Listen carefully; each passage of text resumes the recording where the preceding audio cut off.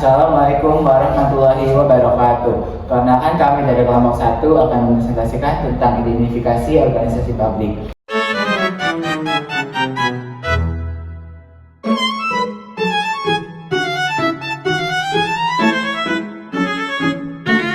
Organisasi publik.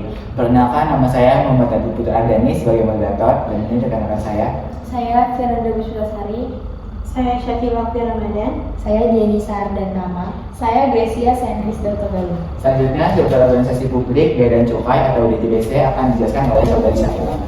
Oke, jadi di sini ada struktur organisasi publik, bea dan cukai DJBC.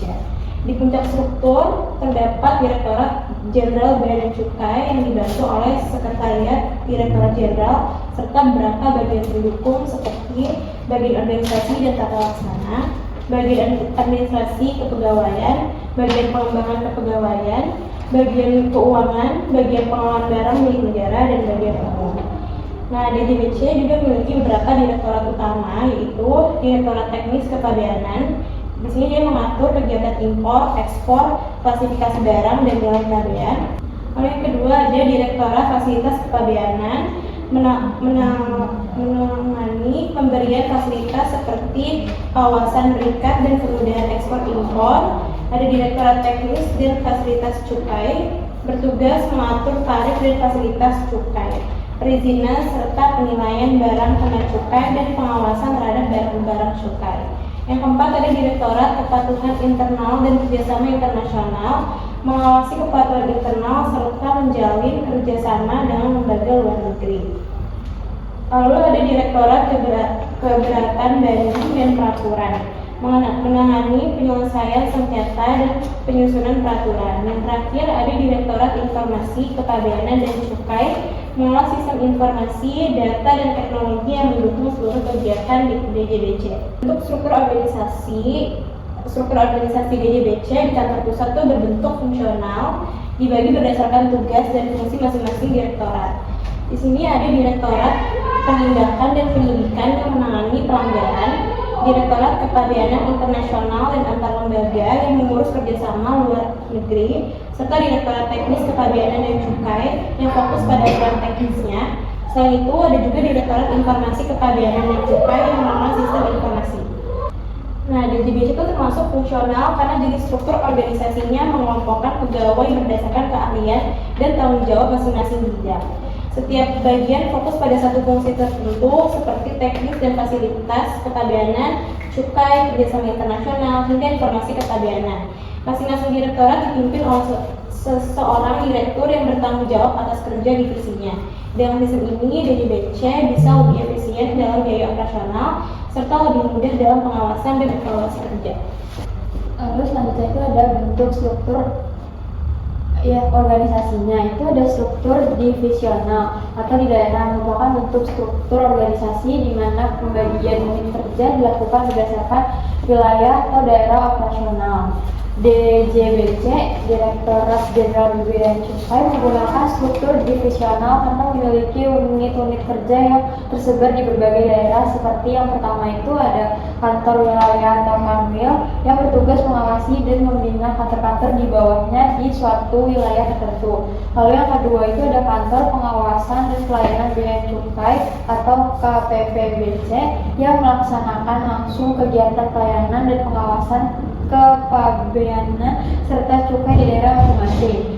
DJBC digolongkan ke dalam struktur divisional karena yang pertama, setiap wilayah atau kanwil dan KPPBC memiliki otonomi operasional, artinya mereka bisa mengambil keputusan menjalankan kegiatan sesuai kondisi dan kebutuhan wilayahnya. Lalu yang kedua itu masing-masing wilayah menangani kegiatan kepabeanan dan cukai secara mandiri di area kerjanya, seperti pelayanan impor, ekspor, serta pengawasan barang kena cukai. Dengan kata lain, struktur ini membuat DJBC lebih efisien dan responsif karena setiap daerah dapat menyesuaikan kebijakan operasionalnya dengan situasi lokal tanpa selalu bergantung pada kondisi pada kantor pusat.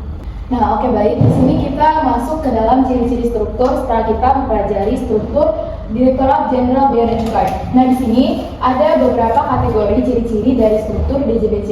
Yang pertama itu fokus pada fungsi kerja. Nah, di setiap unit DJBC itu memiliki fokus terhadap kerjanya masing-masing. Nah, mereka itu tidak fokus terhadap bagian umum, melainkan bagian spesialisasi di mana mereka memiliki tanggung jawab masing-masing terhadap fokus kerja mereka. Nah, yang kedua ada spesialisasi tinggi. Nah, maksud spesialisasi tinggi di sini DJBC itu memiliki struktur di mana orang-orang yang berwenang atau bekerja itu memiliki spesialisasi masing-masing. Misalnya seperti struktur yang dijelaskan tadi, ada bagian kepabeaan ataupun ada bagian cukainya. Itu tersendiri. Jadi mereka itu kerja sesuai dengan kemampuan mereka masing-masing di situ.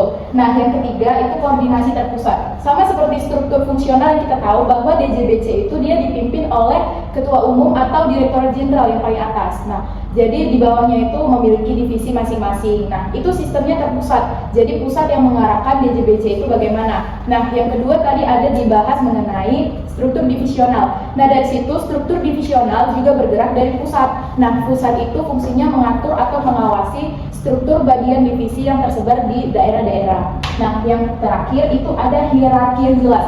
Maksud hierarki yang jelas itu merupakan wewenang yang jelas. Nah, DJBC itu apa sih sumber hukumnya, apa sih dasar hukumnya, dan DJBC itu apa sih kerjaannya itu di dalam Direktorat Jenderal Kepabean Cukai, apakah hanya mengurus kepabean dan cukai saja atau termasuk juga bagian impor dan ekspor.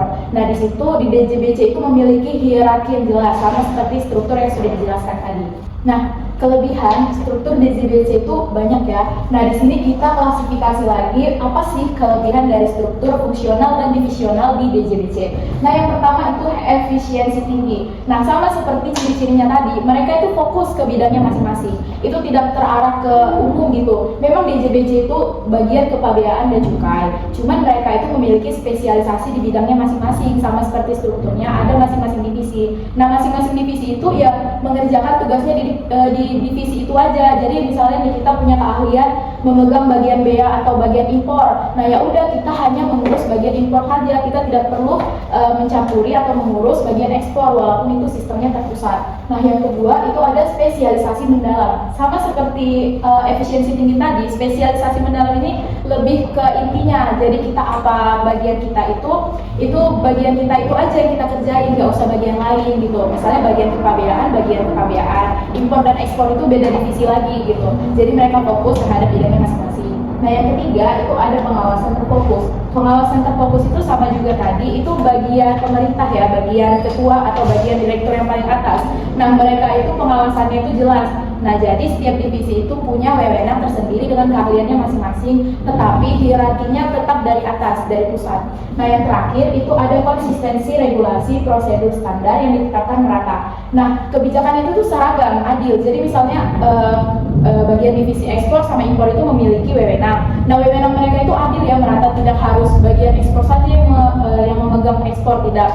Tapi itu dia bagiannya itu terpusat dan secara merata itu adil tugasnya. Lalu selanjutnya ada kelemahan struktur DJBC.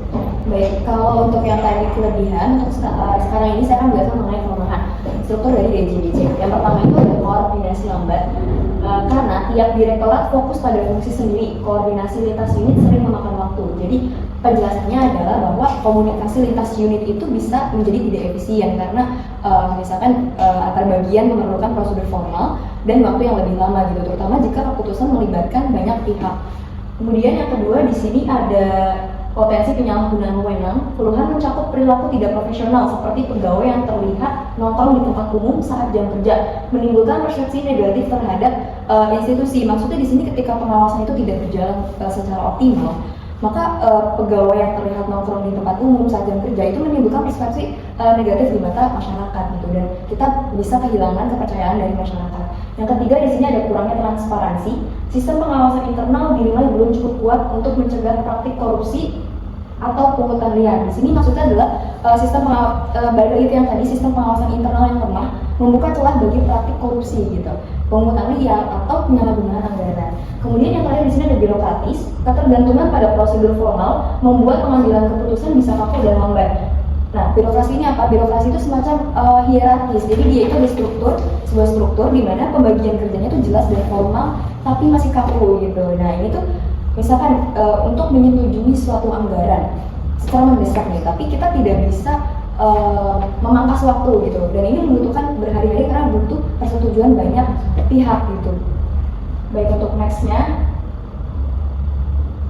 Lalu selanjutnya ada perbandingan struktur fungsional dan divisional dari DJBC.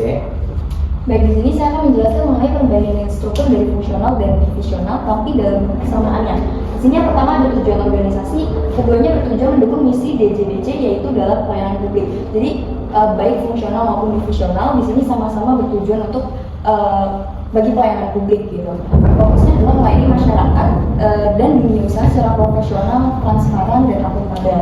Kemudian di sini ada hierarki yang jelas, yaitu sama-sama memiliki jenjang kepemimpinan yang terstruktur dari atas ke bawah. Jadi maksudnya meskipun unit-unit kerja memiliki otonomi dalam pelaksanaan tugas, kebijakan dan regulasi itu tetap dikoordinasi dengan kantor pusat DJBC. Jadi mau ada apapun di bagian otonom atau cabang harus bisa melaporkan setiap kegiatan dan kegiatan entah mungkin bulanan atau mungkin tahunan itu kepada pusat gitu, agar bisa diawasi langsung oleh pusat. Kemudian di sini ada koordinasi terpusat, keduanya tetap berkoordinasi dengan kantor pusat DJBC untuk kebijakan dan regulasi. Nah, ini yang tadi saya jelaskan. Kemudian ada spesialisasi yang terakhir, yaitu mengandalkan tenaga ahli di bidang masing-masing, baik fungsi maupun divisi. Di sini maksudnya spesialisasi ini memungkinkan pelaksanaan tugas yang lebih efektif gitu. Jadi dari per orang itu dia memiliki background misalkan ekonomi gitu, maka sebagai perusahaan dia akan menempatkan orang tersebut ke bagian keuangan gitu. Jadi sesuai dengan spesialisasinya.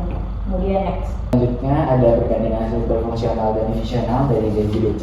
Baik, di sini ada perbandingan yang jelas antara struktur fungsional dengan struktur divisional. Nah, perbedaannya itu sebenarnya simpel ya. Kalau struktur fungsional dia lebih terpusat. Jadi memang struktur fungsional itu memiliki divisi masing-masing, tapi untuk struktur divisional itu lebih ke daerah. Jadi misalnya nih ada DJBC pusat di Jakarta. Nah, untuk struktur divisionalnya itu bisa aja ada DJBC di Jakarta Timur, Jakarta Barat, atau di Jakarta lainnya gitu.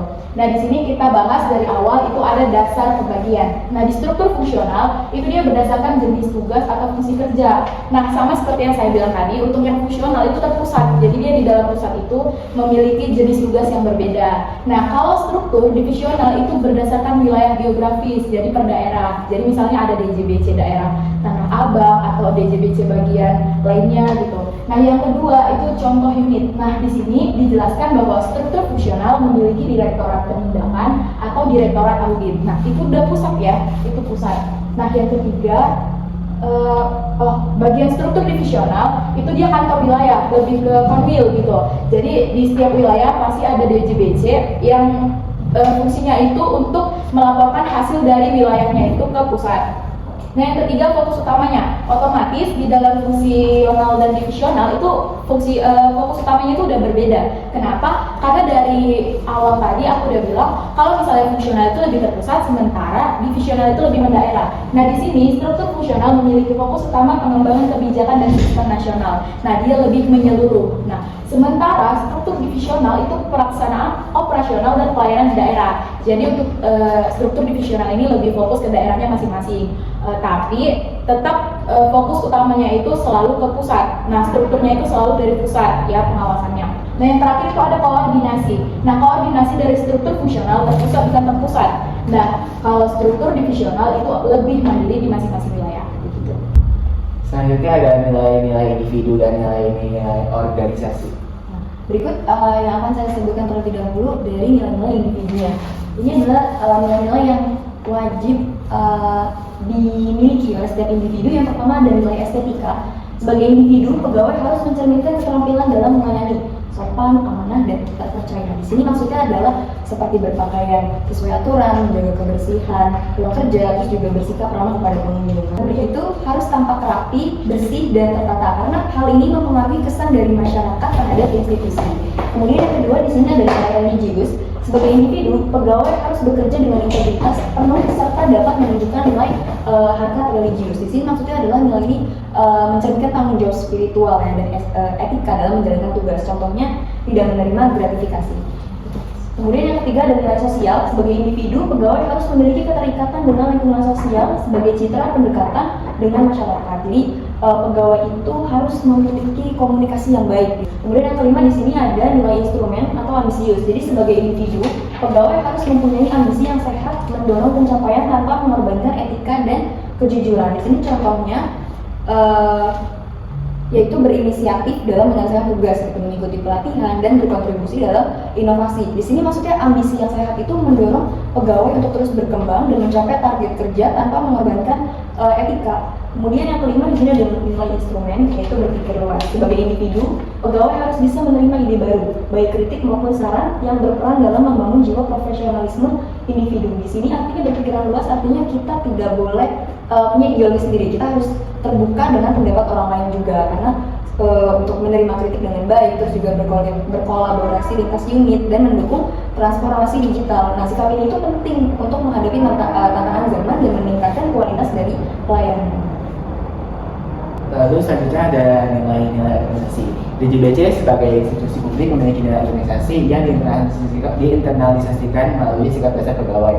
Yang pertama jujur, artinya pegawai memiliki integritas dalam pemungutan biaya dan cukai. Yang kedua ada loyal, yang artinya setiap pegawai setia pada tugas dan negara.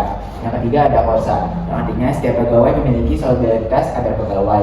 Lalu selanjutnya ada inisiatif, yang artinya proaktif dalam pelayanan serta pengawasan. Lalu yang terakhir ada operatif, yang artinya setiap pegawai berani memperbaiki kesalahan. Nilai ini sejalan dengan teori Frankl atau yang dia menyebutkan Frankl ini standar moral, Perman atau Perman ini menyebutkan bahwa nilai organisasi ini artinya makna hidup atau kerja. Dan terakhir ada Dananjaya, dia menyebutkan bahwa nilai organisasi ini harus meliputi keyakinan kolektif. Selanjutnya ada penjelasan tipe dan jenis nilai organisasi. Ya, baik, untuk penjelasan tipe dan jenisnya itu yang pertama elit, artinya adalah mencerminkan posisi DJBC sebagai institusi strategis dalam sistem fiskal negara. Pegawai DJBC sering dipandang sebagai bagian dari birokrasi elit karena peran mereka dalam pengawasan perdagangan internasional dan penerimaan negara. Di sini karena peran vital ini, pegawai DJBC sering dipandang sebagai bagian dari birokrasi elit yang memiliki tanggung jawab besar dan kompetensi tinggi. Citra elit ini bukan sekedar status tapi juga tanggung jawab, dimana untuk menjaga integritas dan performa institusi di mata publik gitu. Kemudian yang kedua ada leadership, artinya adalah nilai kepemimpinan menekankan pentingnya kemampuan memimpin, mengarahkan dan menginspirasi dalam menjalankan tugas publik. DJBC mendorong gaya kepemimpinan yang adaptif dan berbasis integritas. Di sini maksudnya agar setiap pemimpin mampu menjadi teladan yang baik bagi anggota atau stafnya gitu. Seorang pemimpin di DJBC bukan hanya untuk sebagai pengambil keputusan aja, tapi juga membina tim gitu dan menjaga nilai-nilai dari organisasinya. Nah, nilai yang ketiga itu ada tipe nilai meritokratik. Nah, di sini artinya sistem penilaian di dalam DJBC itu tidak melibatkan senioritas atau kolegal. Nah, jadi di sini kita sistem penilaian di dalam DJBC itu berdasarkan kompetisi yang aktif gitu. Jadi kita memberikan penghargaan kepada orang-orang yang memiliki kompetensi yang sesuai dengan kemampuannya, bukan karena senioritas atau mungkin karena teman akrab, bukan seperti itu. Jadi meritokratik artinya adalah penghargaan dan promosi berdasarkan kinerja dan kompetensi, bukan koneksi atau senioritas. Nah, DJBC menerapkan sistem penilaian berbasis capaian kerja dan evaluasi objektif. Nah, yang terakhir itu ada kolegial.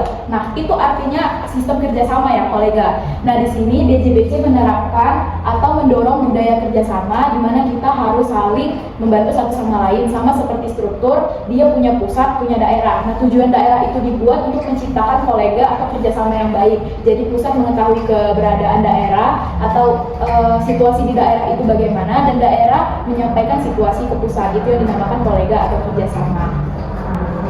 Dan yang terakhir ada kesimpulan hubungan organisasi publik dengan organisasi bisnis, yaitu DJBC merupakan organisasi publik yang bergerak di bidang pemerintahan yang berbeda dengan Kadin. Dia merupakan organisasi yang bergerak di bidang bisnis non pemerintahan. Fungsi dan tujuan mereka jelas berbeda, di mana Kadin adalah organisasi swasta yang mewakili dunia usaha, sedangkan DJBC adalah lembaga pemerintah yang mengatur dan mengawasi kegiatan ekspor impor serta pungutan bea dan cukai negara.